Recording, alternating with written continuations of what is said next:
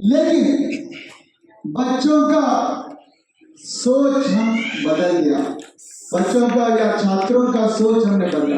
हम क्या बोल के बदला? हम 10 कमांडमेंट जो है, I am not inferior to anyone, हम किसी से कम नहीं। आई शैल बी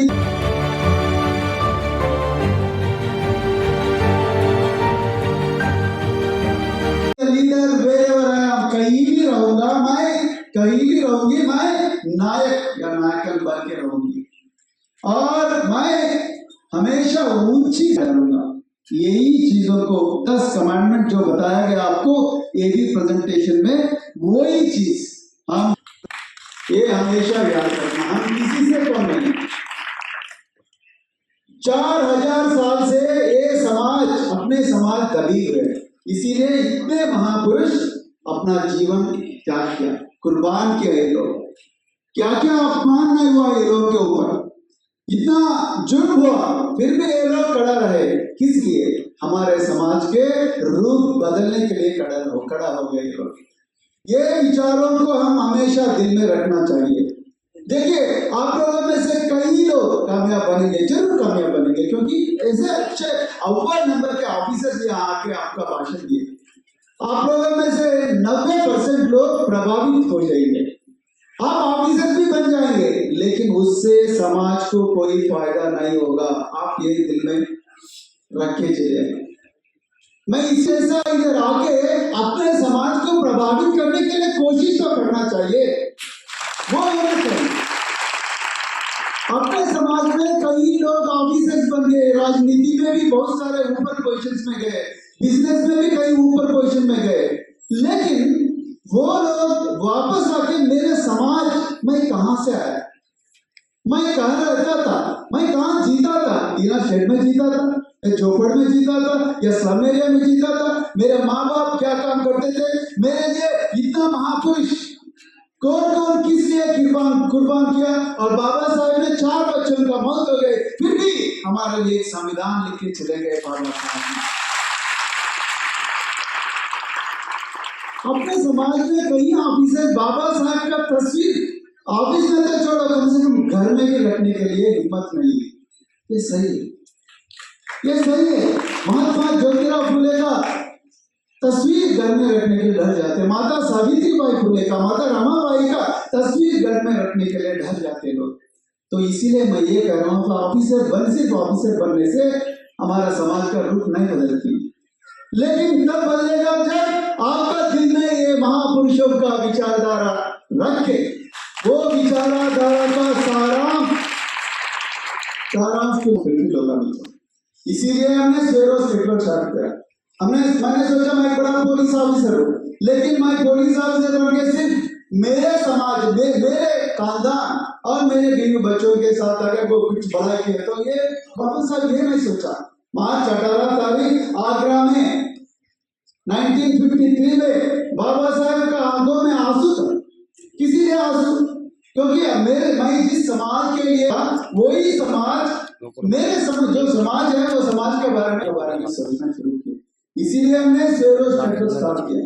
स्वेरोस नेटवर्क, ये दलित जो शब्द है वो दलित का शब्द के खिलाफ है, क्योंकि दलित का शब्द जो है आपको फिर वो दर्द या जो आंखों में आंसू आते हैं, सीने में जलन होता है, उस तस्वीरों का आपका गूगल इमेजेस आएगा। तो हम ये नहीं चाहते थे कि फिर एक बार हम वही दर्द भरी कहानी को याद करने के लिए, इसीलिए मैं राही जी को और जयराम जी को, कई ऑफिसर्स को यूपी से हम एक बार तेलंगाना में जितने भी नैवासिक पाठशाला है, स्वेरोस नेटवर्क के जो जितने भी आइडियोलॉजी है उसके जरिए जितने भी पाठशाला है, वो लोगों को बताया क्या ये लोग क्या सोच है ये लोग। तो फिर एक बार वही सोच, वही दर्द भरी कहानी नहीं होना, एक खुश भरी कहानी होना, अपना क्षमता के मुताबिक हम मेहनत करके कुछ कामयाब करना। इसीलिए 2014 में हमने 2 बच्चों को 52 दिन ट्रेन करके हम नेपाल को भेज दिया, नेपाल से तिब्बत को भेज दिया, तिब्बत से एवरेस्ट तक भेज दिया। उसमें 18 लोगों की मौत हुई। उस एक्सपेडिशन में 18 लोगों को मौत हो गई मित्रों, 5 मिनट में 18 लोग मर गए। ये बच्चों को हमने बोला वापस आ जाओ भाई, तुम्हारा मौत हो गया तो हमको कोई फांसी देगा हमारा गवर्नमेंट। फिर भी ये बच्चे बोले नहीं साहब, बाबा साहब का तस्वीर एवरेस्ट पे लगाना है, तब भी वापस आएंगे। मैं आप लोगों से यही अनुरोध करूंगा मित्रों, आपको भी एक पीक चढ़ना है। सब लोग एवरेस्ट जाने की जरूरत नहीं है, मगर अपना जिंदगी में हर एक का खुद की एक एवरेस्ट होती है, वो एवरेस्ट तक जरूर जाना। नहीं तो ये समाज यही बोलेंगे, अरे ये लोग मुझसे नशे में रहते हमेशा, अरे ये लोग झोपड़ वाले, अरे ये लोग सफाई कर्मचारी बन के रहना है, ये लोग अपना अटेंडर बन के रहना है, ये लोग अपना ड्राइवर बन के रहना है, ये लोग ऐसी हमारा घर में सर्वेंट मेड बन के रहना है। यही होता है घरों में। अपना अपना अपना माँ बाप वही काम करते थे, अपने पिछले जितने भी पीढ़ी गुजर गए वो सब लोग यही काम करते रहे, फिर हम भी वही काम करना है क्या? करना है क्या? जोर से बोलिए, करना है क्या? बिल्कुल नहीं करने का। इसीलिए हमने स्वेरोस नेटवर्क लगा दिया। एक तो शिक्षा, दूसरा जो है स्वास्थ्य, तीसरा जो है स्वावलंबन, चौथा जो है स्वाभिमान। स्वाभिमान से आता है पावर, वो सब आता है। इसीलिए पहला शिक्षा से शुरू होनी। इसीलिए जसवंत को हम बहुत खुश है, आज हमको एक बहुत बड़ा क्रांतिकारी मिल गया, क्रांतिकार मिल गया वो जसवंत जी का रूप में। अरे क्या क्या मेहनत किया जसवंत जी ने, एक साल में इतना बड़ा मैजिक बताया। मैंने बोला जसवंत जी इस बार शाह ऑडिटोरियम, अगली बार हम प्रगति मैदान में लाखों लोगों का एक बड़ा कीजिएंगे, बराबर करेंगे। उस लाखों लोग गंभीर सिंह साहब इतना अच्छा भाषण दिया। और गंभीर सिंह साहब जो है पहले से जसवंत जी को समर्थन मार्गदर्शन करते हुए, इसीलिए गंभीर सिंह साहब को एक बार जोरदार तालियां बताइए। मित्रों इस अगले मीटिंग होगी वो प्रगति मैदान में होगी कि नहीं? लाखों लोग आना है, न केवल उत्तर भारत से, पश्चिम भारत से, पूर्व भारत से, दक्षिण भारत से, इस बार अंडमान निकोबार आइलैंड से भी लेकर आएंगे। और सभी लोगों के सामने हम जैसा आज गंभीर सिंह साहब है, राही जी है, और प्रेम प्रकाश जी है, पूनम मैम है, अंजलि कटारिया, जितने भी ऑफिसर्स आ जाके, और डॉक्टर नवनीत और कई लोग आज आके हमारा आपका सामने अपना जीवन का एक चैप्टर खोल के आपको बताया। हम अगले मीटिंग में स्पोर्ट्स पर्सन को लाएंगे, जो ओलंपिक मेडल्स जीता वो लोगों को लेकर आएंगे। और अगले मीटिंग में जो कंपनीज का सीईओ है, चाहे वो किसी से भी समाज से हो, वो लोग आके अपना जीवन की कहानी बताएंगे। लोगों मित्रों, जितना गवर्नमेंट सेक्टर है उस सेक्टर में जॉब्स का कम होते आ रहा है, लेकिन प्राइवेट सेक्टर में आने वाले दिनों में और ज्यादा जॉब्स आएंगे। लेकिन अपने समाज को अभी तक कोई गेट कीपर वहां खड़ा होके, देखो तुम्हारे पास ये स्किल नहीं है, तुमको इंग्लिश ठीक से नहीं आता, तुमको ड्रेस करने के लिए ठीक से नहीं आता, तुमको मार्केटिंग स्किल्स नहीं है, तुमको मैनेजमेंट स्किल्स नहीं है, तुमको प्रोग्राम मैनेजमेंट डिजाइनिंग स्किल्स नहीं है, तुम विदेशों में नहीं जा सकते, तुम्हारे पास पासपोर्ट नहीं है, ये नहीं है, वो नहीं है करके हमारा दिलों में डर घुसा दिया। वो डर को मिटाने के लिए आने वाले दिनों में आपके सामने प्राइवेट इंडस्ट्री से भी अव्वल नंबर का chief executive officer, chief financial officer, chief technology officers को आपका सामने खड़ा कर देंगे। मित्रों, अपना समाज एग्रीकल्चरल रेवोल्यूशन यानी कि खेती का क्रांति जो 1960s में हुआ था, उसमें भी हम मजदूर बन के, क्योंकि हमारे पास खेत नहीं है, लैंड नहीं, जमीन नहीं है अपने पास, तब भी हम मजदूर बनते रहे।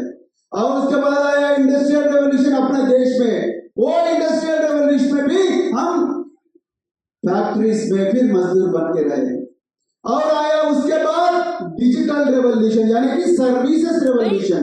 सर्विसेज रेवोल्यूशन में भी अपने समाज इंटरनेशनल एयरपोर्ट में सफाई कर्मचारी रहे, सॉफ्टवेयर कंपनीज में इंजीनियर्स का ड्राइवर रहे, और होटल्स इंडस्ट्री, हॉस्पिटैलिटी इंडस्ट्री में सप्लायर रहे, नहीं तो रिसेप्शनिस्ट रहे। फिर हम कब पायलट बनेंगे?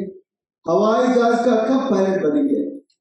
एक नाव का कैप्टन कब बनेंगे? हम विदेशों को कब बॉर्डर पार करके विदेशों को कब जाएंगे? हम प्राइवेट इंडस्ट्रीज का ओनर कब बनेंगे? ये सब के बारे में सोचना चाहिए। इसीलिए मित्रों, स्वेरो नेटवर्क आ गई। देखो सरकार के खिलाफ ये नेटवर्क नहीं है, सरकार में जितने भी बजट है उसका ठीक से यूज करने का, उपयोग करने का एक प्लान बनाना ये नेटवर्क का लक्ष्य है। इसका मतलब ये नहीं है, इसका मतलब ये नहीं हम हमेशा जिंदगी भर लाभार्थी बन के जीना नहीं है। आपको समझते हैं लाभार्थी? लाभार्थी समझते हैं? लाभार्थी बन के यानी कि बेनिफिशियरी। अरे सरकार 6 kg का, जो यूपी का सरकार कई राज्यों में, ना केवल यूपी, हर राज्य में, अरे आप लोग को 6 kg का चावल दे रहे हैं, वोट डालो हमें।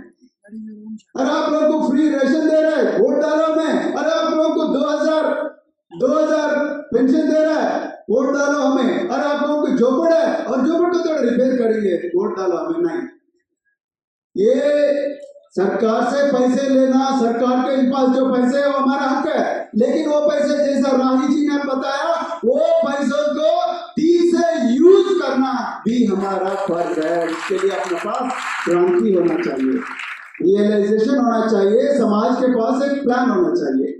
इसीलिए स्वेरो नेटवर्क आ गया मित्रों। तो आने वाले दिनों में मैं जितने भी लोग गुजरात से, राजस्थान से, मध्य प्रदेश से, उत्तर प्रदेश से, बिहार से, वेस्ट बंगाल से, जम्मू एंड कश्मीर से भी इधर आ गए, तेलंगाना से भी आ गया, आंध्र प्रदेश से भी आ गया, कई राज्य, छत्तीसगढ़ और उत्तराखंड से जितने भी मित्रों आए, झारखंड से भी आए, वो सभी लोगों को मैं हाथ जोड़ के एक ही निवेदन करूंगा, आपका राज्यों में भी जसवंत जी जैसा काम आप भी करिए। आप अव्वल नंबर स्टडीज में रहना चाहिए, शिक्षा में कोई भी पीछे नहीं हटना चाहिए। नहीं तो फिर वो लोग जो अपने दबाए, वो लोग फिर बताएंगे देखो भाई ये पीछे ये काम नहीं करते, अरे लोग सफाई कर्मचारी काम से बहुत संतुष्ट रहते हैं, ये लोग वही है, यही लोग यही काम करना है, वो लोग का धर्म है करके फिर वही झूठी इल्जाम लगा के फिर तुमको पिछड़ा बनाएंगे। फिर लोग बोलेंगे अरे पिछड़े वालों का हम ये आरक्षण देते, वो आरक्षण देते। यार थक गए ये बात सुनते सुनते। आप लोग थके कि नहीं? थके कि ना आप लोग? मैं तो थक गया हूँ, ये बात सुन सुन के थक गया हूँ। आने वाले दिनों में हम हर चीज में, चाहे वो बिजनेस हो, चाहे वो स्पोर्ट्स इंडस्ट्री हो, चाहे वो सिनेमा इंडस्ट्री हो, चाहे वो ब्यूरोक्रेसी हो, चाहे वो सरकारी के कर्मचारी हो, जो भी है वो हमेशा अव्वल नंबर के काम करना है। और चाहे वो शिक्षा हो, यूनिवर्सिटीज जितने भी है वो हम अव्वल नंबर का प्रोफेसर, अव्वल नंबर का टीचर, अव्वल नंबर का ऑफिसर, अव्वल नंबर का बिजनेस वुमन, बिजनेसमैन, और अव्वल नंबर का एक्शन, और अव्वल नंबर का स्पोर्ट्स पर्सन, जो भी चीज है, जो भी क्षेत्र है, उस क्षेत्र में हम सबसे आगे बढ़ना है। मैं ये भी कह रहा हूँ, इसमें बहुत अपमान हो गया, इसमें बहुत दिक्कतें आपको सामने आएंगे, बहुत चुनौती आएंगे। जैसा मालावत, पूर्णा और आनंद कुमार बाबा साहब का तस्वीर लेके जब एवरेस्ट के तरफ सफर करना शुरू किए, वो लोग का सामने कम से कम 450 लाश मिले हैं एवरेस्ट के ऊपर। वो लोग नहीं डरे। 18 लोगों का मौत हो गया, फिर भी वो लोग नहीं डरे। 3 लोग गायब होते हैं, फिर भी वो लोग नहीं डरे। वो लोगों का ऑक्सीजन सिलेंडर में प्रेशर कम हो गया, सर फिरना शुरू हो गया, फिर भी वो लोग शेरपा का सहायता से ऊपर तक गए। ऊपर बाबा साहब का तस्वीर को ट्रिब्यूट करके और देश के तिरंगा को वहां लहराते हुए देखे, तभी वापस आ गए। जैसा जब आप हर क्षेत्र में अव्वल नंबर में जाने के लिए कोशिश करेंगे, गरीबी को मिटा के जब ऊपर जाएंगे, तब आपको बहुत सारे चुनौती मिलेंगे। वो चुनौती का सामना करना ही बाबा साहब ने हमको सिखाया। वही चीज आप लोग भी ध्यान में रखना मित्रों। इसीलिए जितने भी राज्य से आज कई लोग आए, आप लोग सभी लोग जसवंत सिंह का मार्गदर्शन लीजिएगा। मार्गदर्शन लेके अपने अपने शहरों में, अपने अपने राज्यों में स्वेरो नेटवर्क शुरू कीजिएगा, और अपने अपना मोहल्लों में परिवर्तन पाठशाला जरूर कीजिएगा, क्योंकि क्रांति जो है, शिक्षा का क्रांति जो है, बचपन से ही शुरू होती है। कई लोग सोचते हैं कि अरे हम सिविल सर्वेंट बनेंगे कोचिंग सेंटर जाके, नहीं होता। मैं भी जैसा राही जी ने 2 साल हापुड़ के स्टडी सर्किल के डायरेक्टर रहे, मैं भी तेलंगाना के सोशल वेलफेयर स्टडी सर्किल का डायरेक्टर बना। कई लोग आते हैं सर मैं ऑफिसर बन जाता हूँ, मैं प्रेम प्रकाश जी को, गंभीर सिंह साहब को, सभी लोग को देखा, अंजलि कटेरे में उनको सुना, मैं बन सकता हूँ ऑफिसर। ऐसा नहीं होता। ये पढ़ना जो है, ज्ञान लेना जो है, एक आदत होता है, बचपन से ही शुरू होता है। पेपर पढ़ना, या न्यूज को सुनना है और 10 दोस्तों का एक ग्रुप बनाना है। व्हाट्सएप ग्रुप नहीं मित्रों, ग्रुप बोले तो अपने लोग समझते हैं व्हाट्सएप ग्रुप नहीं है, फिजिकल ग्रुप बनाना है। और फिजिकल ग्रुप बना के हमेशा 1 घंटा 2 घंटा दुनिया में क्या हो रहा है, क्या नहीं हो रहा है, देश में क्या हो रहा है, इकोनॉमी क्या हो रहा है, पॉलिटिकल साइंस में क्या हो रहा है, और करंट अफेयर्स में क्या हो रहा है, और बिजनेस में क्या हो रहा है, क्या नहीं हो रहा, वो पूरा चीजों के बारे में कम से कम 1 घंटा बात करना चाहिए। तब सेलफोन बंद होना चाहिए। सेलफोन एक जहर है। सेलफोन का मालिक जो है सुनील भारती मित्तल है या मुकेश अंबानी है। हमारे जितने भी डेटा होता है 499 399 का पैकेज, पहले उसका जो है फिल होता, तुम्हारा जेब खाली होता, तुम्हारा समय भी बर्बाद होता।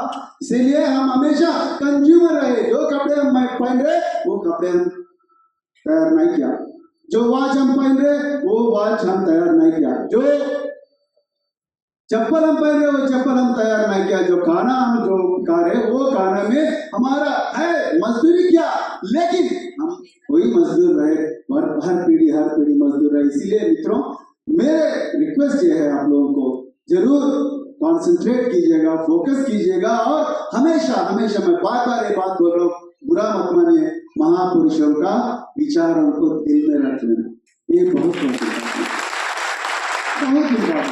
तब भी आप अच्छा ऑफिसर बन सकते हैं। तब भी आप ऑफिसर बनने के बाद सामाजिक न्याय के बारे में, इंसाफ का बारे में सोचेंगे।